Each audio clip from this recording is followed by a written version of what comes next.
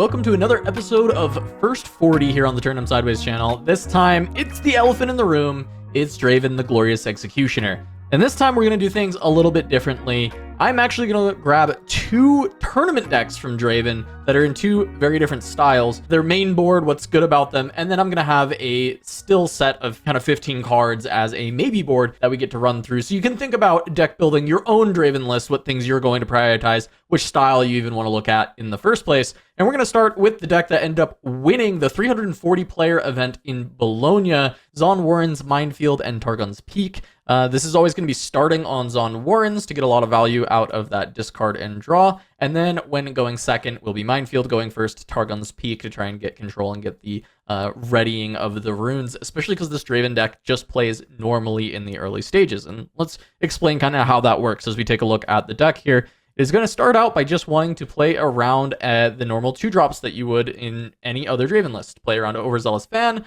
Treasure Hunter, Traveling Merchant, and just try and get one down, and then move it to a battlefield and be able to either play Draven Vanquisher at that battlefield to defend it, or just play him at base, and that's just your opening 2 turns. Pretty much every single Draven deck is doing that same thing in the first 2 turns of the game. Once we get to the 3rd turn and onwards, that's where this combo starts to open up. And that kind of stems from the purple core of Ezreal being able to play a seal into Ezreal and then look for maybe discarding a scrap heap into drawing much of your deck. Basically, this kind of setup can be played in any purple deck to draw through your entirety of your deck so that you can start to play out Rosses for free. You can start to, you want to be discarding a scrap heap ideally, and then you're drawing 3 cards from there, making your call shot cost only a power to draw 2 and cycle through 4. So you can fill up the graveyard and get ready to play out a bunch of the free Rosses. The benefit on top of this now for this version of the deck is it's also going to have the Battering Ram, which is going to be reduced in cost for each card you play. And when you're going with this like Ezreal combo out, you play Seal, that's 1 card, then Ezreal Prodigy, that's your 2nd card. Then you're playing a Called Shot, that's your 3rd card, and by that point, Battering Ram is already reduced down to a cost of 2. You might even be able to play that one and then another one, so that's a total of 3 cost out of those 2 Battering Rams. And on your turn 3, going first with 6 runes, you can play Seal, Ezreal Prodigy, Called Shot, Battering Ram, and that's 6 energy right there to play out for your turn while you've generated 13 might on the board and drawn through much of the deck, seeing the tools that you need going forward. This is where a lot of that explosiveness comes from. Because you're able to execute a soft combo like that early enough in the game, you have the ability to overwhelm your opponent very quickly. But also, even if you don't find it that early, you can still start drawing through your deck and assembling the pieces that you need to maybe eventually even play 3 Rosses out and then follow it up with multiple Battering Rams to follow behind it. And there's this one of Bushwhack included that's going to enable that combination where it does have your friendly units enter ready on this turn. So you can go Bushwhack, play 3 Rosses, play 2 or 3 Battering Rams, and then you can start to shove in and completely take control of the game from there. So it's really built around having mini combos in the early game or having a big finisher towards the end, or even just a mix of both, with Last Rites allowing you to still recur a lot of these Rosses or Battering Rams throughout the game if you run into a spot where your opponent tries to win by removing all of your units. It gets to do this while still having the normal Draven thing of creating awkward combats for your opponent with the ability to push with Overzealous Fan, Fight or Flight, and then Rebuke, even sending units back to hand, and even playing the one of Falling Star that he had, which I thought was quite cute, to be able to deal with some of the wider threats and still be able to recur it with Fizz, either by discarding it early, or if you've played it once, you can play it again later. And I think Fizz has created a lot of good opportunities for these decks to be able to play spells in 1 or 2 copies, because not only are you drawing through your whole deck with card selection, but if you decide to discard one of them to Zon Warren's or to an Ezreal, you still have the ability to play it later with Fizz in a pinch. So this one of Bushwhack can be thrown in the bin if you need to, same with the Falling Star, and still have an opportunity to maybe rebuy it at some point in the game. So I think that has been a very good staple of why this deck can be so good. Really, the way to play around it is to be able to clear everything or take very favorable trades, because when you have the Miracle Core for Draven, he has to cut back on things like Spinning Axe and Longsword, some of the combat tricks, Switcheroo. There's a lot of combat tricks that end up having to fall to the wayside to make room for 3 Ezreal, 3 Called Shot, 3 Sealed, or 3 Seals, 3 Scrap Heap, 3 Rasa, right? There's a lot of these cards that have to fit in this core, and so concessions are made, and any deck that can take really favorable trades into the units where you're basically 2 for 1ing or 3 for 1ing the opponent at that point, or just even getting a completely free trade with your unit coming in with a buff, getting the free trade, and still having buffs to be able to continue to hold. Those are the ways that you're going to have to be able to get past Draven, and it's still difficult when he does have access to the Fight or Flights, the Rebukes, and thereon. And it's why this deck was so successful and able to find that win.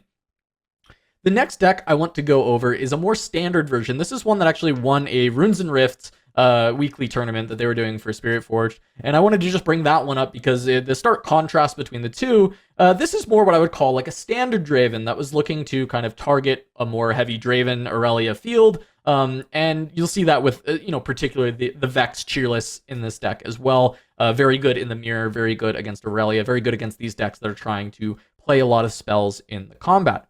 But what this does differently, as I've mentioned, the kind of setup of Spinning Axe and the fact that that's something that has to be cut, is it creates these really awkward scenarios when you're trying to push into the Draven with when Draven has 2 energy available. It creates this opportunity where he's got Spinning Axe, Rebuke, Fight or Flight, Ride the Wind. This is 4 very different combat tricks in how they have to be played around. And you are kind of in this damned if you do, damned if you don't situation where you're having to decide which of these cards you want to blow you out and which cards you want to be able to play around. Because if you play around Fight or Flight by having something available to ready your unit after it gets pushed, you might just get rebuked instead, and then you've been completely blown out. If you're playing around Fight or Flight or Rebuke, but you don't have the ability to pump the might higher than a Spinning Axe, you get blown out by the +3. If you're trying to avoid the fight, but you don't have a big enough unit to deal with Draven, and you move into the other battlefield instead, he casts Ride the Wind, and he blows you out with that instead. So there's all these different ways that it can be really difficult to play around Draven when he has all these different tools at 2 energy, which is such a low amount of energy for such large, impactful effects that all end in the same result of him getting a combat win and drawing a card, where before, if you burn through a Fight or Flight and that was a card from his hand just for the tempo, that would feel okay, but because Draven gets that card draw, it becomes even more of a problem. So quickly, before I dive further in, I'm going to talk about the battlefields for this deck in comparison to the other. This one does not have the discard synergies because there's no reason to, with no Rasa, no Scrap Heap. You're not really trying to dig through the deck in that way. You're just looking to draw with the Draven ability. And with that being said, we often see Dravens go with Targon Peak in game 1 because they feel their ability to win fights is easy enough that it doesn't matter if they go first or not, and they prefer to go first on the Reaver's Row game and guarantee they can get onto the Reaver's Row, where anytime you push in and your opponent retreats, you just get a combat win and get to draw a card. It becomes very powerful and potent for this deck, while keeping Obelisk of Power for their going second game. So if they miss a 2-drop, they're still able to just play out Draven from the champion zone as their first turn, which is a very powerful turn 1 to have. Going forward for the rest of this deck, it is pretty similar to, the other version. It still has Called Shot stacked deck. It's still looking to dig through the deck in other ways than just the Draven ability, wanting to draw the particular tools they need for any moment. But instead of having the Rasa and the Battering Ram as the just heavy might units, there's a little bit more utility in the bombs in this deck. You're looking at Vex, Darius, and Pharaoh's Forerunner, whereas the biggest unit you're playing, instead of a 6 might Rasa, does have this Death Knell effect to summon 2 mechs in the back row. So even when you're holding, if your opponent finally is able to break through your hold, they're still giving you 2 3 might attackers that a Blood Rush can be played on, a Spinning Axe can be played on, any number of things can be attached to make them even stronger and push through and reconquer on the following turn, making this a very difficult unit for your opponent to actually have to deal with. Meanwhile, you also would like to have some form of acceleration, and Darius Trifarian is a really great way to do so. He is just going to be 7 might once he runs in, as long as you're able to activate the second clause. But you do have a lot of cheap cards that allow this. You've got Blood Rush. You can play Called Shot for free, so you can even do this with Darius on just 5 energy. And then you also just have a myriad of cheap 2-cost spells, making 7 energy Darius very easy to play around. The last one is Vex. Vex is, of course, I mentioned, very good in the mirror. It's very good against Aurelia. You don't care about the first part of this very much, the friendly spells costing 1 less to a minimum of 1, but more so about the second part of this, which is the enemy spells costing an additional energy and an additional power. It's just kind of better than Deflect in a sense, where you're taxing energy, you're also taxing power, and you're taxing even if their opponent taps out and puts a hidden card somewhere and you're able to push a Vex in, they can't even reveal that hidden card because it is going to still cost an energy and a power to play. So Vex having a lot of pressure onto these decks that want to play multiple spells. Aurelia often trying to cast 2, 3, 4 spells in a single turn in response to try and hold something.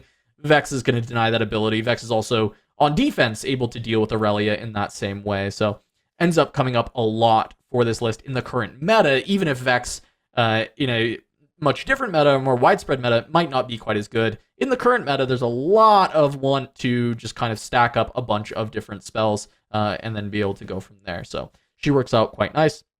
The rest of the deck is nice, cheap, efficient units. Noxus Hopeful is able to come down with the 2-drops. The Tide Turner, I think, is a really strong piece that doesn't get to be run in the other version because it can't afford the slots. But being able to hide Tide Turner to get your Draven to escape from somewhere if it finally was in danger because you didn't have other pushes, or to pivot your Draven that was holding on one side when your opponent is attempting to play away from you and not give you combat. So you can play the Tide Turner at home, swap with Draven, and then use your Draven offensively, which is a very strong piece of this Draven deck. So that's kind of the core of like why this Draven deck can be so strong, all the different options it has, why both of them have been successful, and the strengths and weaknesses of the two, right? Where Miracle has it's a little bit more face up. At a certain point, you've just kind of got this large amount of might that needs to be dealt with, whereas the more standard Draven actually has a lot more trickiness to it. It's a little bit more difficult to walk into combats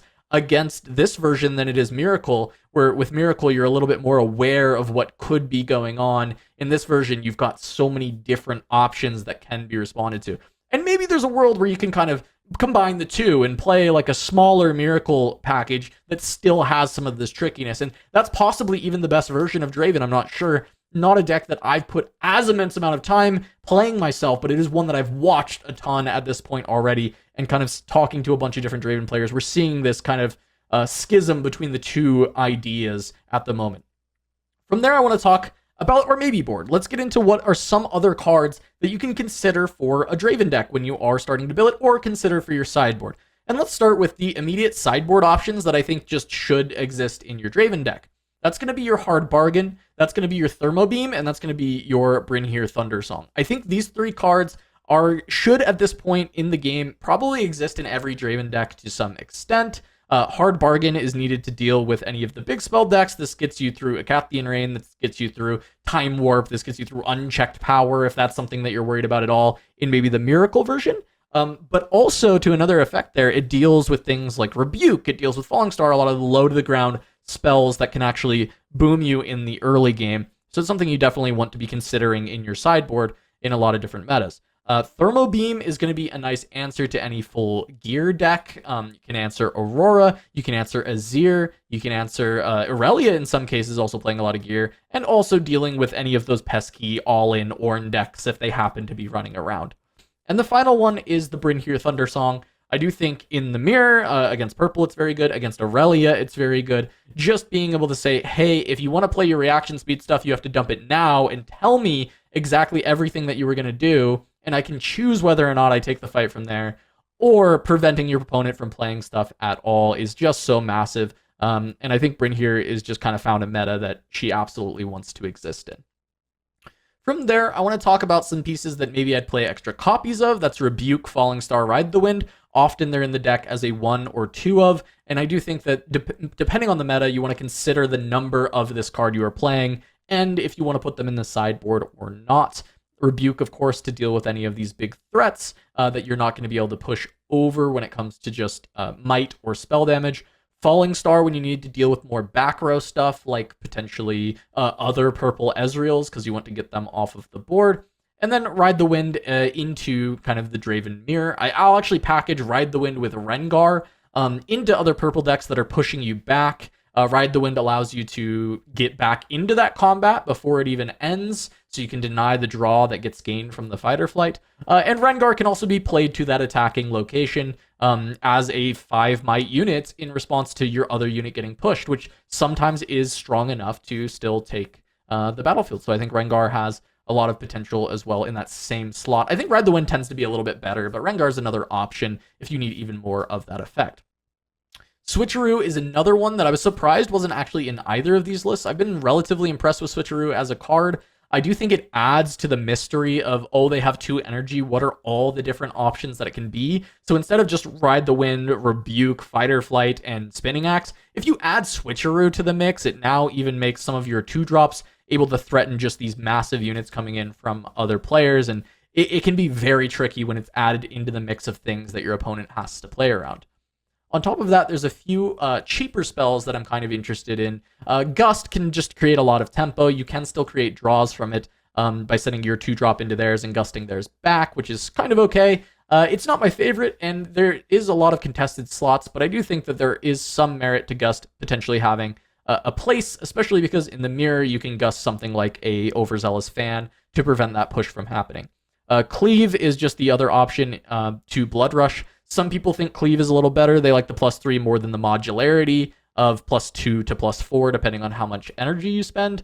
I just think it's a consideration you should have when building your Draven deck if you want to try Blood Rush or Cleave or a split or both, or which one that you like more.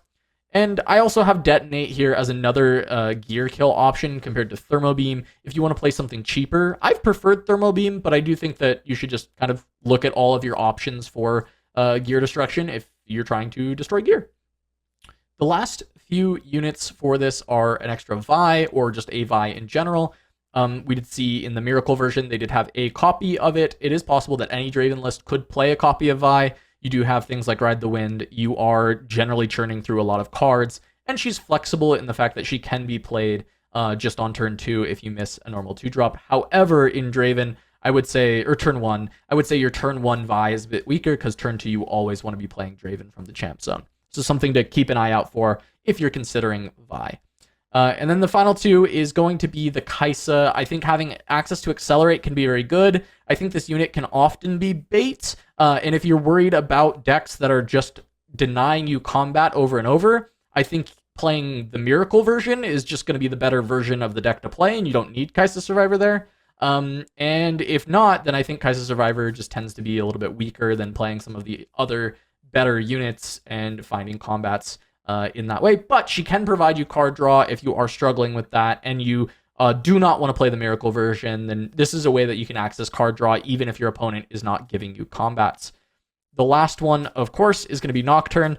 I don't know that I'm a believer in this, but there were some successful Draven lists in China that were playing closer to the Miracle style, including Nocturne in the list. I think this is more of a fun one of like, hey, maybe give this a try. See if it's something that resonates with you. If you really like Nocturne, this is a shell that can actually try and play Nocturne. I'm not convinced this is the best version of the deck would include Nocturne, but I do think it is a very fun card, and I think Draven, it does have enough looks that you could try and play Nocturne with it. But that's the maybe board. That's kind of some of the cards I would consider including in either of these Draven decks. Right now, I'm not convinced that Miracle is actually strictly better than the standard Draven. I think they both have their strengths and weaknesses. I do think that standard Draven has the ability to go over Miracle Draven in some cases with the uses of Spinning Axe, creating some better trades. I do think if Miracle is piloted flawlessly, it probably gets a slight edge, but it's a much harder version to play than the standard Draven, in my opinion. So from there, I want to hear what you guys are doing in Draven. If you've got any interesting tech or things that you haven't seen people experimenting with yet, or which version of Draven you're more interested in diving into. But this has been Casanova for another First 40. Thank you so much for watching. If you liked the video, please subscribe to the channel. And yeah, once again, let me know down below what other decks you'd like to see, and we'll catch you for the next one.